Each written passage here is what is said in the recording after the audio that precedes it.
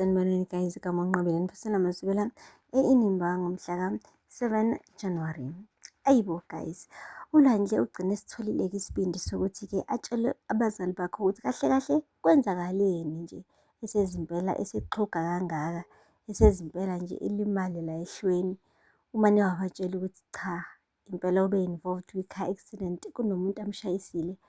Kodwa-ke ngendlela amane athukuthela ngayo uSydney, umane nje guys waqala waba umsishi. Uqobo lwakhe bekungathi uyaphrakthiza kwindodana yakhe ukuthi iphoyisa uma selifikile lizomphenya lizobe lithini. Uthe ngampela wamane waba igwala nawe-ke Lwandle. Wakhetha kona ukuthi umane udle phansi ubaleke. Wangafonela i-ambulensi, wangafonela amaphoyisa, wamane wabaleka nje mfana. Wathula uLwandle wathi awungitshela. Kona-ke uke waphuma wabona ukuthi ubani lo mshayisile. Wathi baba bekade kufifi nje, bekumnyama. Angibonanga kahle. Wathi awusa-check-anga ngisho inhlobo yemoto-ke nokuthi-ke ubani lo phakathi, ulimele kangakanani nani. Hhayi-ke guys, wamane wathi cha baba.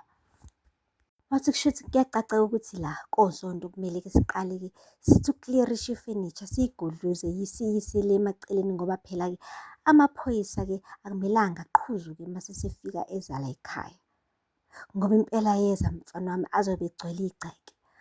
Wamane wakhuza kunina wathi ngeke nawe baba usuyayithethisa kakhulu ingane. Hawu Lwandle, mana kancane mntanami, bengicela nje ukubuza mina ukuthi kukhona nje okunye okukhumbulayo ngaloluya suku ngampela okwenzakalile. Nangampela guys, wathi kubuya kancane umqondo kuLwandle. Wakhumbula kahle ebhizi ecofoza ifoni ebe-driver. Siyazi guys ukuthi incwadi impela le yokushayela isho kahle ukuthi do not text and drive. Waphinde futhi wakhumbula ebhizi impela kungathi uphuze utshwala, ekhulume ngathi impela hhayi ulimi aliqondi kahle, uthuka nenhlamba ngala uthi yena uyofuna iy'ngane. And incwadi le yokudrayiva ike isho ukuthi-ke do not drink and drive, okusho kona ukuthi ubhuti uphula imithetho emibili yezokushayela. And noma kanjani kumnyama kubovu guys, uzongena ejele ngenxa yalokho. Impela uyena kade esephutheni. Umane nje wacasuka kakhulu kuSydney ebona ukuthi le ngane le ibikade iphuzile, futhi le ngane le ibikade ibhizi nefoni, ibe idrayiva. Okuyikona ukuthi le ngozi le ibikade ingagwemeka ukube-ke uLwandle uyilandele yonke imigomo nemithetho yezokushayela phela yasemgaqweni. Guys, akupheli-ke lapho. Le sibhedlela-ke bekade impela nakhona kumbula kwembeswa-ke ngesimo-ke sakhe ulikamva. Kanti-ke noqhawe ubekade-ke emanzonzwane, esetholile ukuthi-ke umfowabo ulikamva ulele impilo yakhe esibhedlela. Umane nje uLazarus wafonela-ke unina phela ukuthi aphuthumeze ekhaya ngoba uqhawe seyalazi lonke iqiniso. Ushiye konke-ke akade kwenza esibhedlela waphuthuma efuna phela uku-attend uqhawe. Uqhawe-ke bekade esho ukuthi akusikho fair ukuthi ahlale lapha endlini agqunywe engabuye ahamba yena uyobona umfowabo ukuthi unjani. Kodwa-ke unina bekade ebona sengathi akusilona isu elihle ukuthi uqhawe aye esibhedlela, ebekade esanda ukuphuma esibhedlela eshawa yisifo senhliziyo. Kodwa-ke siyazi ukuthi uqhawe-ke guys unenkani, hhayi impela inkani yakhe eyeselesele.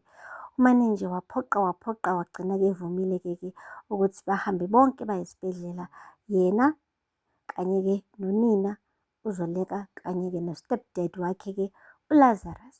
Bathe uma befika-ke khona esibhedlela babamba umkhuleko, umndeni wonke guys wayenikela nje emkhulekweni, bezama phela ukukhulekela impilo-ke kalikamva. Ufikile udokotela-ke wazochaza ukuthi bazame konke okusemandleni, kodwa-ke ulikamva guys still aka-respond-i. Bathole-ke ukuthi imiqondo wakhe-ke awusasebenzi, and nje wonke ama-vital organs wakhe, inhliziyo, amaphaphu, izinso, usebenza nje ngenxa yalo mshini lo omgcina phela ukuthi-ke aphefumule.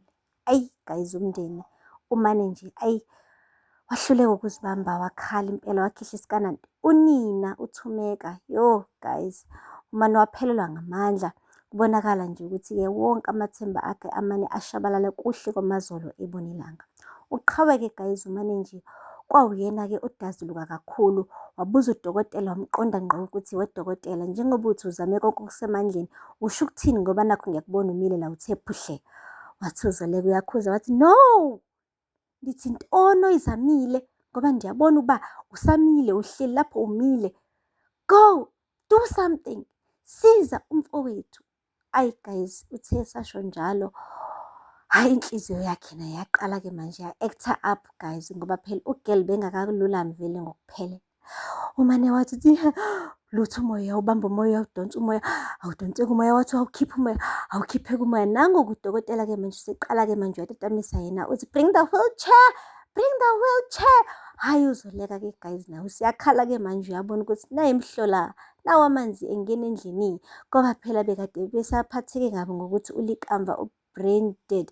Manje sekumele bebe worried ngokuthi-ke uQhawe akasakwazi ukuphefumula, nayo inhliziyo yakhe isimane yavuka yama ngenyawo, yaphinde futhi-ke yashaya i-heart attack. Guys, kanti kwakonakaleni vele wakhala enyonini laphaya kulo mndeni wakaMabandla Makunje.